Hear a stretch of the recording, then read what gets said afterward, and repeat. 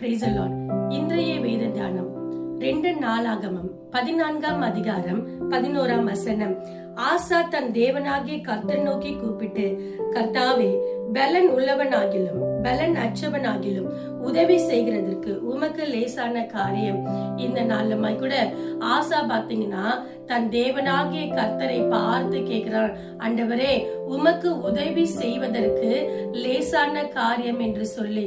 ஆமாங்க, கர்த்தருக்கு நம்ம எந்த விஷயமா இருந்தாலும் அவருக்கு உதவி செய்வதற்கு அது லேசான காரியமா இருக்கிறது. நம்மளுக்கு பலன் இருந்தாலும் சரி, பலன் இல்லைனாலும் சரி, அவர் பாத்தீங்கன்னா அந்த காரியத்தை லகுவாய் செய்து முடிக்கிறவரா இருக்கிறார். நமக்குள்ளே நம்ம கேள்வி கேட்கலாம், நான் இவ்வளவு கஷ்டப்படுகிறேனே, நான் இவ்வளவு தேவையில நான் கஷ்டப்பட்டு கொண்டிருக்கிறேனே, கர்த்தர் அமைதியா இருக்கிறாரு என்று சொல்லி. கர்த்தர் அமைதியெல்லாம் இல்ல, ஆனாலும் நம்ம எத்தனையோ விஷயத்துல நம்ம காத்து கொண்டிருக்கிறது போல கர்த்தரும் அவர் காத்து கொண்டிருக்கிறார். என் மகளுக்கு நான் உதவி செய்ய வேண்டும் என்று சொல்லி அந்த குறித்த காலத்திற்காக அவர் காத்து கொண்டிருக்கிறார். குறித்த காலத்திற்கு தரிசனம் வைக்கப்பட்டிருக்கிறது என்று சொல்லி வேதத்துல பார்க்கிறோம். இந்த நாளுமாய் கூட என் மகளுக்கு நான் உதவி செய்ய அவர் காத்து கொண்டிருப்பதை இந்த நாள்ல கர்த்தர் உங்களுக்கு சொல்லுகிறார்.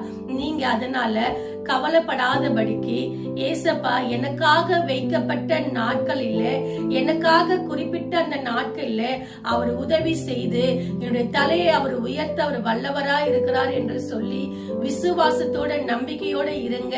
பலன் உள்ளவனுக்காகிலும் பலன் அற்றவனுக்காகிலும் அவர் உதவி செய்ய அவர் வல்லவரா இருக்கிறார். அதனால நீங்க அதை குறிச்சு கவலைப்படாதபடிக்கு, அதை குறிச்சு பயப்படாதபடிக்கு, இந்த வார்த்தையின்படி விசுவாசித்து நம்பி இருங்க.